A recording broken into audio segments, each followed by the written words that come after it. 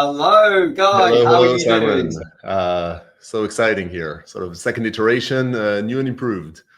Absolutely, and it's a pleasure to introduce Guy Pajani, a friend of many years, but a founder of Kessel, and obviously a massive community figure for many years, going back from security all the way through to now AI. But key is dev tooling, everything dev tooling throughout that. So Guy, what are you going to be talking about today?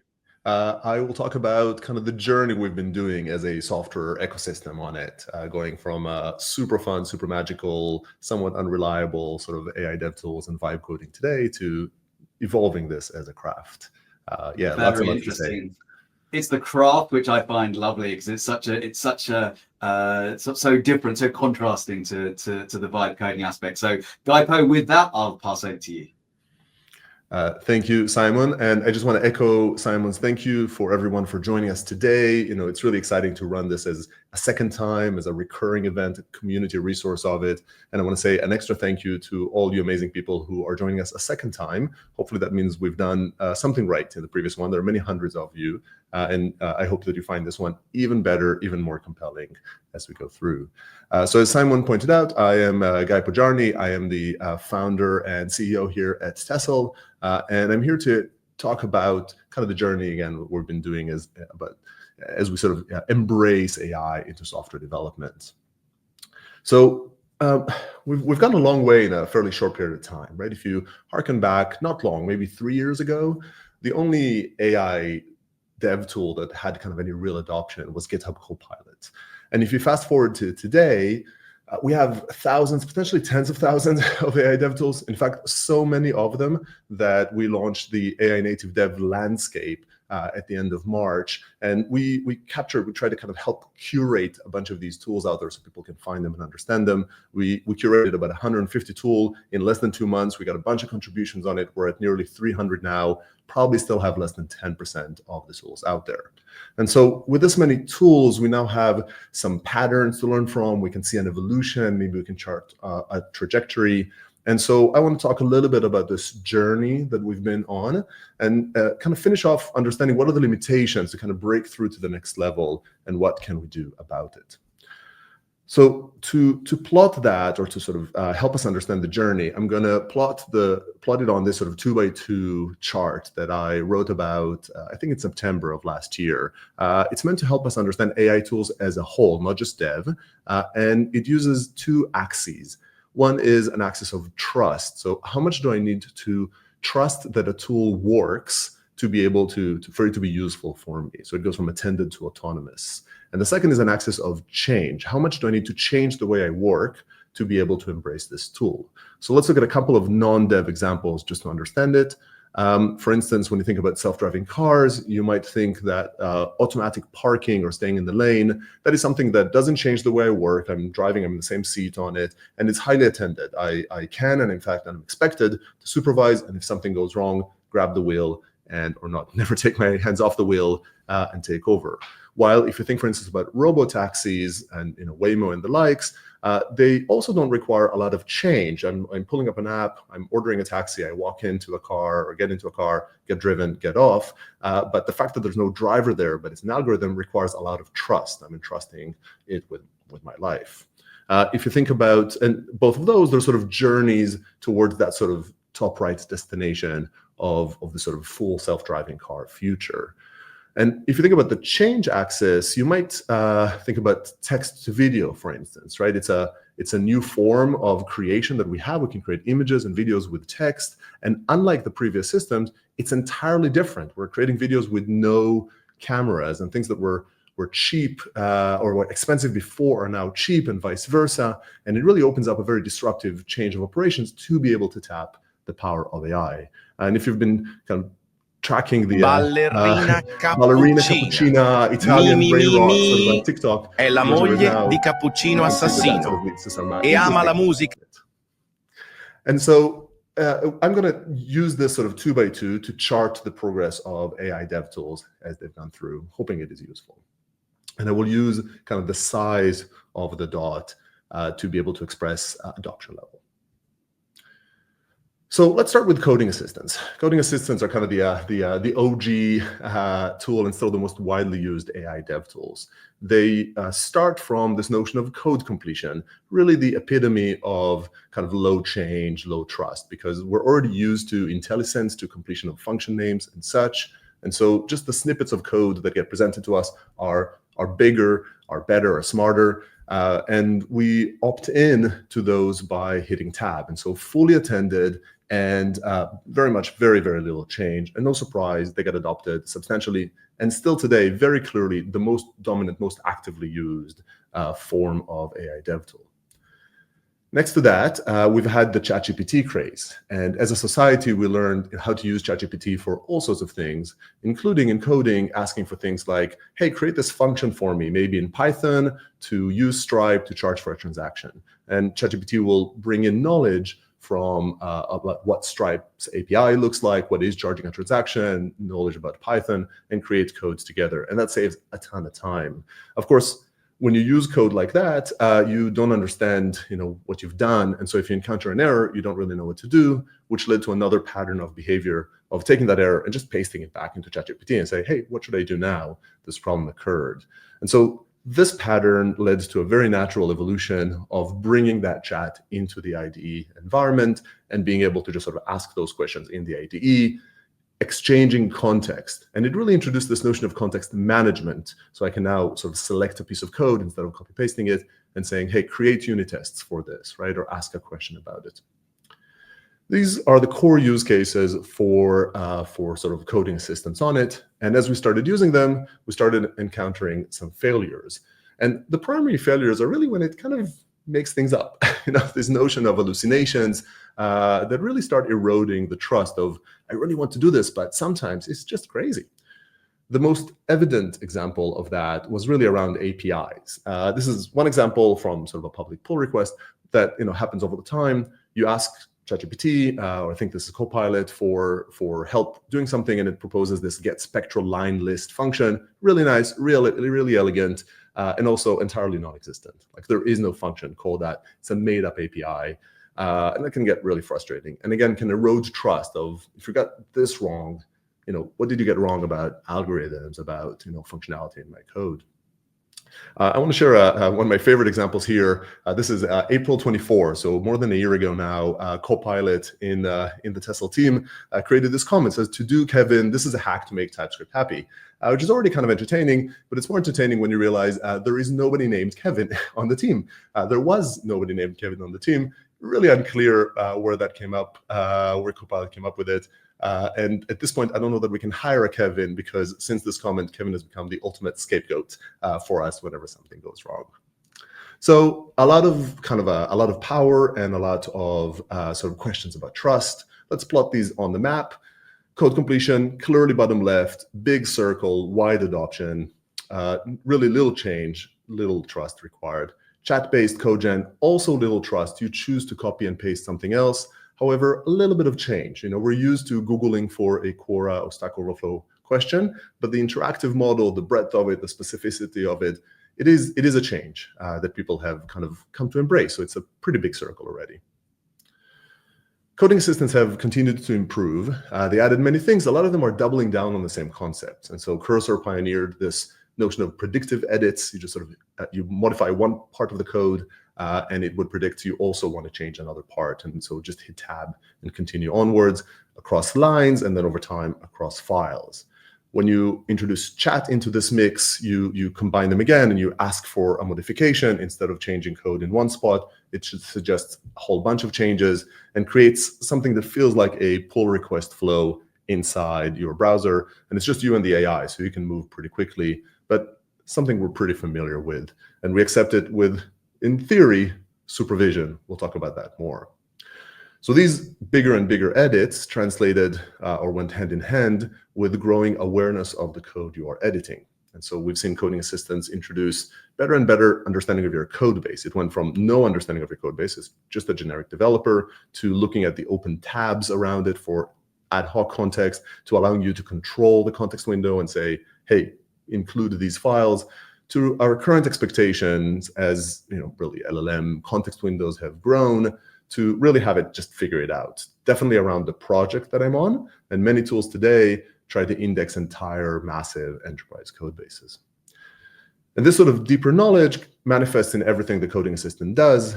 Code completions should get better and represent your organization. Chat queries allow us to start inquiring questions, like asking questions about our own big code base that previously maybe we would have had to sort of search a fair bit to find the answer to. And then when we create new assets, new projects, new tests and such, this institutional knowledge basically kicks in to create them. It did introduce an interesting problem of sort of garbage in, garbage out. Inside your existing code base, there are patterns you want to repeat and patterns you do not want to repeat. And that's been a challenge as we've learned kind of how to tune it, that actually the industry is still dealing with. So as we've been using more and more, depending more and more on the system's knowledge, the trust problem also started exploding. And the evolution of that sort of cute API mistake or hallucination before evolved actually into a real security concern called slop squatting. In this case, this is a research about it. Slop squatting was actually sort of coined even beforehand. But in this research, they took a whole pile of prompts and tests, and they found out that a fifth of the recommended packages were non-existent on it. That's higher than what I've sort of anecdotally seen, but it is a common occurrence. And then they've also seen that 43% of the time, the same hallucinated packages were suggested every time. And what that means is an attacker can try a bunch of prompts, see what the LLM hallucinates, libraries that don't exist, and then actually go off and create those libraries and have them be malicious. And so when the LLM goes on to hallucinate, because it's not based on public knowledge, the use of a library, that library will now get pulled in and be malicious. And it's very hard for a user to notice the fact that it's a legitimately named, but not actually the popular package that they were intending for. So let's plot these enhancements. They're enhancements, they're later, it makes sense they're used less. I would say multi-file edits, still low on the change track. It is basically pull request in your browser, but it is higher in trust because you are depending on the system, on the sort of coding assistant to pick the right files, right? When you think about it, if they consistently don't pick the right files, they become useless to you. You'd stop using it altogether. So you have to trust they'll pick the right files often. Code-based inquiries, similarly, you're asking questions about your code base. You really need to trust that that answer is correct. But still, for the most part, you can go vet it. And I think a little bit more change than chat. We didn't have such handy queries. Internal docs oftentimes fall out of date very quickly. And so it is new and we're learning it. But still, for the most part, very much working in your workflow, no big change required, and generally highly attended. Which, if we continue to go down that rabbit hole, leads us to vibe coding. So vibe coding is a term that, as many of you know, has been coined by Andrei Karpathy, and he tweeted this sort of pattern of behavior he spotted in himself, where he basically said, I asked Cursor for stuff, and I don't really read the diffs anymore. I just kind of accept it. When I get an error message, I just sort of throw it, copy paste it back and forth, and just sort of let it run. And when that happens, the code grows beyond his usual comprehension. So he acknowledges that once he starts doing this, he's actually no longer a good reviewer because he doesn't actually understand the code that is modified. And he even sometimes encounters dead ends where he needs to either sort of stop or do something funky to get over it. And says, that's fine. It's not too bad for a throwaway weekend project. But it's not designed, it's not meant for something that you might do professionally. But it is very, very tempting. Vibe coding in this pattern of behavior was made possible because of Cursor's kind of accept all button at the bottom. That was really the leader. Again, now it's in many other tools. And it really kind of introduced an easy way of sort of saying, yeah, this all looks good with minimal or literally zero vetting. In fact, Cursor doubled down on it and they created this notion of the YOLO mode. I was kind of saddened to see them rename this to auto run mode. It's a much more professional name, but I liked YOLO better. And in this case, the accept all is basically built in. They just go off and accept all the changes automatically. And in kind of Cursor's defense here, I don't know if it's defense, but the system does acknowledge that it's taking on more responsibility. And when you put it in YOLO mode, it does run a few more tests and you can give it some guidance about what to do there. But still, heavy, heavy, heavy delegation to the LLM's decisions. And it's worth noting that YOLO mode, I think it was pioneered by Cursor, but it's not exclusive to it. Here's an example of Claude Code, which has this auto accept edits option on it, and other tools kind of lean into this, going into agentic behavior we'll talk about in a sec. What could go wrong if you do this? Everything. Everything can go wrong. This is a zero guarantee environment. There's no pretense really of it just working or giving you any assurances. This is, again, it's not bad for a weekend project. Clearly it's being used for more than that, but everything can go wrong. You really have to trust it fairly substantially. So plotting it on the chart, I would say, first of all, adoption is still very low. I would actually say that the adoption in professional software development is higher than maybe it should be, because it's just oh so tempting. And we'll see if we pay the price for that over time with such software. But it is still nowhere near the sizes of the other features we described. And I'd also put it higher on the trust vector, but not so high. The reason for that is that while you are delegating coding, you're still expected to vet the product. So even Karpathy, as he uses it, he does check if the product works. If you contrast that to a self-driving car, or maybe like an intercom support agent that gives answers automatically to its customers, in that case, there is no verification. And so there's still a long way to go in terms of trust. You're trusting its coding, but you're not necessarily trusting its correctness. Now, of course, vibe coding continued past this, and there's a new breed of products, Lovable, Bolt, V0, Base44, there's a bunch of others, that are what I called prompt-centric dev tools. And they give you access to the code, but the products are really designed to say you provide a prompt, and then you see the product. And it is an attended product, but it's an attended product in which you review the product, not the code. And you really are only supposed to engage with the code when there's a failure and you're trying to do something very specific. And indeed, it drew many, many users that are not necessarily developers, and many use cases that are not professional software development. These prompt-centric apps have mostly shined in things that are disposable, whether they are prototypes or ad hoc systems. Someone might have an idea, they would create it in a ridiculously short amount of time. Amazing, I've done it many times now, it's super fun. You go, you use it. Maybe this is a kind of quiz night app for your friends. Maybe it's a prototype of a new feature, right? Maybe it's a workshop tool that you're using. And when you're done, you chuck it in the bin. And these types of disposable apps, you don't care as much about their longevity, about their correctness. They are small, so you can vet and review all of their changes on it. And so it works very well for those use cases. However, when you try to grow them past that, you start getting into sort of experiences that the volatility, it's not so fun. Let's sort of see this video is probably like a really good way to demonstrate that. Make a multiplayer flight simulator that's going to make me rich. See, this is all just hype. Engineers are not going anywhere. You can't just one-shot a flight simulator. It's magic. Engineers are going away soon. Now make the planes blue. Ah, no, make it realistic like before. More realistic. More realistic. More realistic. This video, I've seen it, 1,000 times. I don't know, many times. It cracks me up every time. I love the pleading voice. I wonder if LLM voice interpretation will understand. I really mean it, when I'm pleading like this. So these are magical experiences. These vibe coding environments, like I feel that every time, no matter how many times I do it. And they're also so unpredictable. And so plotting them on the map, I basically put them in a different color. I'd say this is really about toy dev adoption level. It is not professional software development. They have no notion of long-term ownership, no notion of maintenance, no notion of even correctness. And at the moment of this, they don't really pretend to give you that. And so in that sense, it's just not professional software development, but I don't want to diminish the level of adoption and value they provide, just for a different use case. So I plotted them in a slightly different color in our path. But they do lead us to the obvious kind of destination here, which is agentic development. And this is really, in a way, the attempt to bring this type of powerful behavior into the world of professional development. And as LLMs got better, and as capabilities like MCP, for instance, made tool access for agents more and more accessible, just making agents more and more powerful, it starts thinking of like, maybe this is more in the realm of possible. And many solutions are trying to build in that path. I see two kind of primary big slots of autonomous agentic development happening.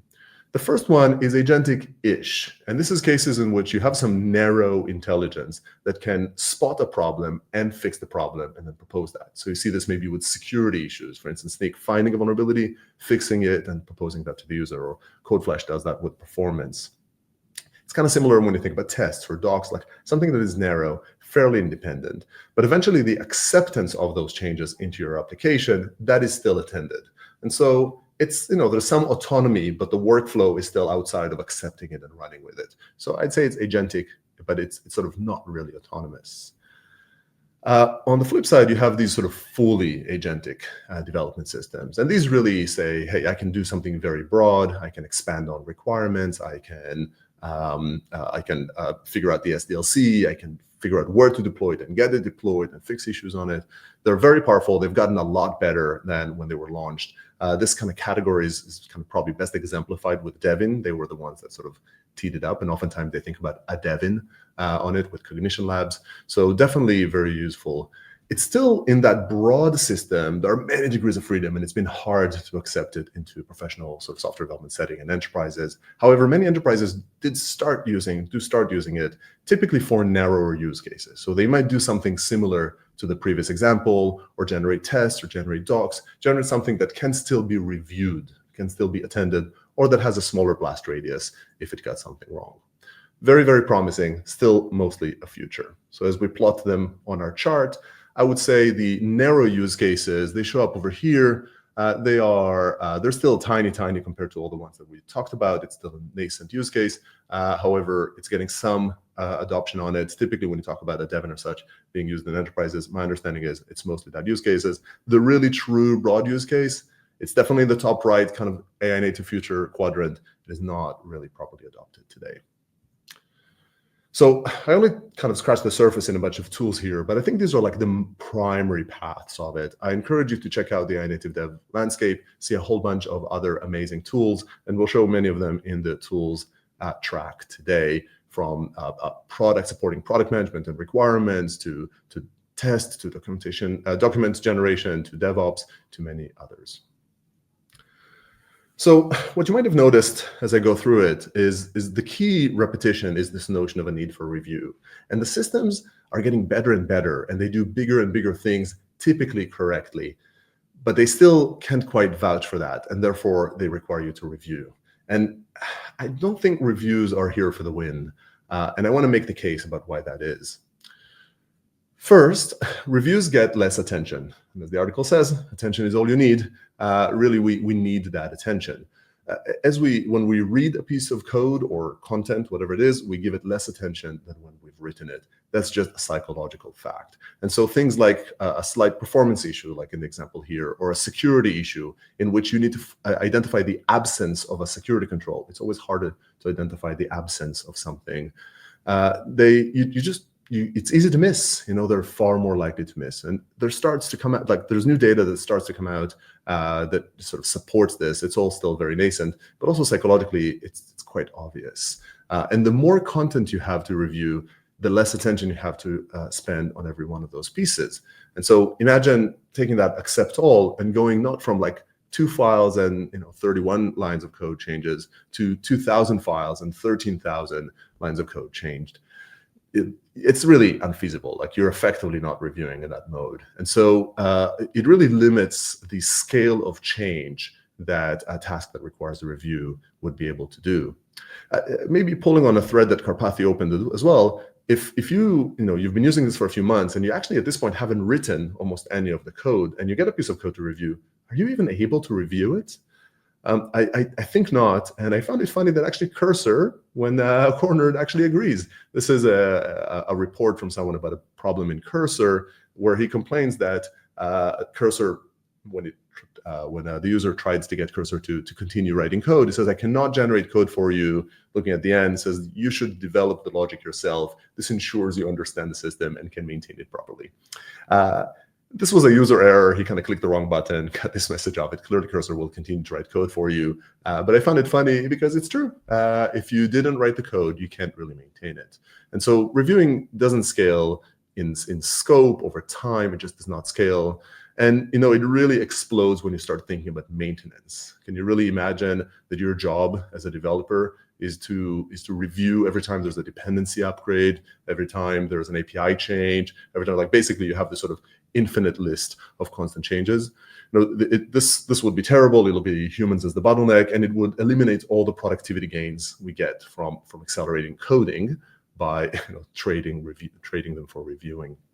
And the last point, which is maybe the most important, is that reviewing is just not fun, right? Creation is fun, coding is fun, reviewing is not. And what we want AI to do is take away the toil, the non-fun part. And if we become full-time reviewers, I don't think that's a destination we want. I want to touch this sort of notion of YOLO, right? So it's like, this is, hey, why don't we just sort of skip the reviews? It's fine, they will typically get it right. This is hard. When you think about software as it grows, the multiplications of probabilities, like how many times you deployed the software, multiplied by how many pieces of software are there and changes that have occurred, even a 0.01% likelihood of change really can explode. And the problem is that AI is not accountable for those mistakes. Humans are, right? Corporations are. And so if you wanted to just kind of YOLO and trust it and, what the heck, the problem is you're going to be held accountable to it. And you have to think about whether your trust in that is high enough that you're willing to accept the outcomes. And I think society-wise, we'll also get to the point where we're asked, at what point does trusting AI become negligent, right? If a self-driving car runs over a person and the corporation behind it says, well, we delegated the decision to the AI and we thought it was good and it works 99.99% of the time, at what point does someone say, well, that's not okay, you needed to have some safety controls, and delegating to AI is deemed a negligent action? What about a software bug that took down a critical system? I don't know what the thresholds are, but accountability is a real topic when we think about trust. So I think as an ecosystem, it's worth saying that we're at a point in which we're ready for a commitment. We need AI development tools that are able to make some commitments about what it is that they create, despite they themselves being stochastic entities. Let's maybe think a little bit about intelligence and collaboration. So societies are built on trust, right? We have different entities, different people. We make commitments to one another. We deliver on those commitments, and therefore we build trust, right? You go to the grocer, they commit that food is fresh. You go to, you get some currency and foreign exchange, and they commit that the currency will hold. Granted, a bit dubious these days on it, but that's the intent of trust there, right? That the plane is safe. And we use these commitments as they get delivered on again and again and again. They build trust that they will happen again and again. And we penalize those who do not. And similarly, organizations are built on trust, right? Different developers agree on division of responsibilities in API, and different dev teams do that. Or, dev and the business side of it will talk about, fulfilling business needs on it. And of course, importantly, users engage with a corporation and they put their trust on it because the corporation is committed to keeping your data safe, to keeping the airplanes safe, to keeping the prices low. And so the way out, I think, of this sort of limit, to be able to break through that sort of ceiling here of attendance to autonomous, we need a mechanism as a community that allows us to go from human reviews to something that is more of a structured commitment. And I'd like to give a couple of lenses on this for us to consider. I don't yet have a solution on it. Frankly, we're working on some of this in TESOL, but I think it's broader than that. And just to think directionally, what is it that we should have in our systems? I think there are two types of commitments. The first type is a product commitment. This is committing to this is a commitment around what is being built. And so there would always be a checkout button. You would always have a way to export your data. You would always be able to use the standard algorithm to, convert some numbers, some mathematical numbers. And you want to capture those requirements in a spec, and you want to be able to find a way to hard commit to them with some tests or verifications. And we think that that's at the core of being able to scale software, because you have different pieces of software, and for them to depend on one another, they have to commit to functionality, to interfaces, to be able to join together. And so this is about what is built. The second type of commitment is around how it is built. We want to say, I will commit to it always being tested for security issues. I will commit to this path of long-term maintenance of it, to the update mechanism, to auditability. And this is key in general for building trust with users. It's true for regulatory and kind of compliance needs of it. And over time, it is true for, it is necessary, once again, for collaborations, because commitment about functionality without commitment about quality are a bit of a dead end. A slightly different lens is commitment boundaries. And so there are commitments between a human developer and the AI. This is the primary thing we talked about here. I'm building a system. How do I get the AI to work to my commitments? That in turn allows the development team to commit to things to the organization. We'll be on time, on budget. We will be compliant with so-and-so. And then the organization can go off and commit to the user. And these commitment boundaries don't just need to exist. We also need to think about how do we communicate them? What is the mechanism of conveying what are you committing to and what are you not? And to close off, I want to talk about the two paths we can take as an ecosystem. So I see sort of two paths of evolution. One is the sort of big brain path. It's a path in which there's sort of a big system, it sucks up all the information, and it just sort of gets it more and more and more correctly. And then it does use tools and systems around it, but they're extensions. They're like a Chrome extension or a Slack app, or they're just helpers. All the power is concentrated in these sort of 1, 2, 3 big platforms. The platform you use, you get better and better. And I think that's a bit of a sad path because it doesn't leave room for these different innovators to grow and to thrive. The other path is one of an ecosystem of collaborators that commit to one another on interfaces, on functionality, on quality. And in that case, different tool providers, different systems can be extra good at a specific domain, whether it's through data or experience or whatever it may be, whether it's test generation or doc generation versus code generation, whether it is specific stacks or business functionality, they can build competence. And as consumers of them, we can choose how we want to mix and match them. At Tessel, we believe in an open ecosystem, and we think that requires a means of creating software with the magic of AI that enables commitment. And we are driving towards this path. And my question to you is, are you ready to commit to it? That's it for me. Thank you. Awesome. Big thank you to Gaipo, and yeah, very interesting in I guess the path that we've come on. And what's very interesting is the path that's still to go on, right, Guy? Yeah, absolutely. And we're working on sort of building the pieces, but I think many of these are meta pieces. Just like a lot of these tools, they have strengths and weaknesses. We need to think about how to kind of bring forward this balance, the slider between predictable, committed software and software that is adaptable and kind of leans on the intelligence of AI.